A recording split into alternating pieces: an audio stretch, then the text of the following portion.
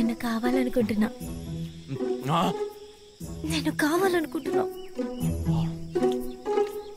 రంగమ్మా రంగమ్మా ఆపరా, అది ఏటుగట్టుకెళ్ళింది. దాని పేరెట్టి పిల్లద్దని ఎన్నిసార్లు చెప్పాలి? రాజు అలాగే పిలుస్తాడు. ఇంతకు నువ్వేం చేస్తున్నావు? నీకు రోగం రోగులకు రోగమా? ఇలా ఇవ్వంతా కాసిన కాపీ నీళ్ళు ఇవ్వు.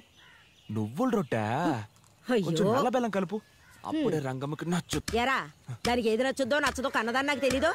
అవును, తెలుసుండే దాన్ని ఇలా బక్కదానిలా పెంచావా? కాస్త కంటుంటేనే అత్త రాజుకు నచ్చుతుంది. రేయ్, ఇలా నోటుకొచ్చినట్టు మాట్లాడమాక. ఊళ్ళో వాళ్ళంటే ఏమనుకుంటారు? వాళ్ళ సంగతి వదిలేయ్. నేను రంగమ్మ కావాలనుకున్నా. ఏం కోసావురా? అయ్యయ్య, నీ చెవులో సీసం కరిగించి పొయ్యా. అల్లుండను కూడా చూడకుండా మళ్ళీ మళ్ళీ అడుగుతున్నావు. నేను రంగమ్మని కావాలనుకుంటున్నా.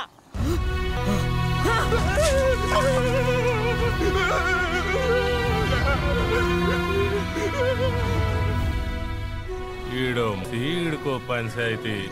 ఇంటింటికి వెళ్ళి ఎంగిలి మెతుకులు అడుక్కునే ముష్టెదవా పొరకట్టకి పట్టుబట్టలు కావాలా?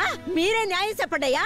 అనుకున్నాను, ఈడు మొత్తం అయినప్పుడే అనుకున్నాను ఏదో ఒక రోజు కొంప ముంచుతాడని.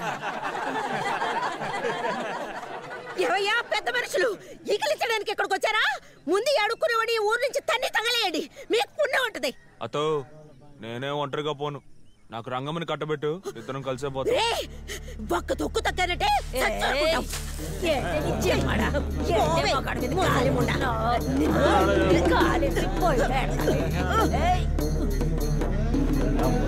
ఆడోళ్ళు ఇట్టా పరి తెగించి కొట్టుకోవడం ఏమైనా బాగుందా? పెద్దోళ్ళు ఎవరన్నా చెప్పండి అయ్యా. మనం చెప్తే ఏంటారా? వయసు వచ్చిందన్న మాటే కానీ ఆవిడకైనా బుద్ధి ఉందా చూడు. ఏమ్మా, ఆడోళ్ళు ఎవడన్నా వెళ్ళి వాళ్ళు గొడవ ఆపొచ్చుగా.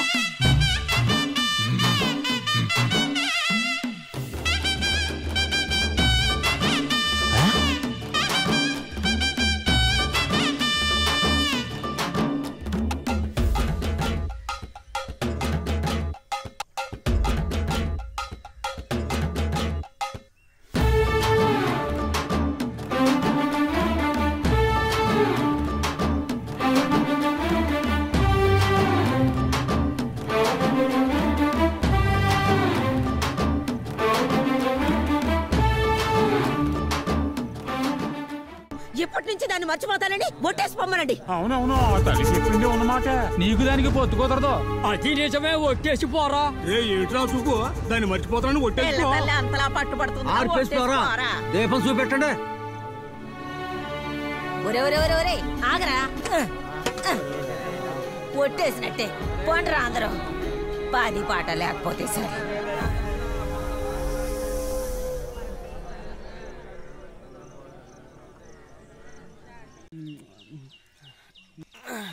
దయామయ్య, ఏదైనా కూలి పని ఉంటే దయామయ్య.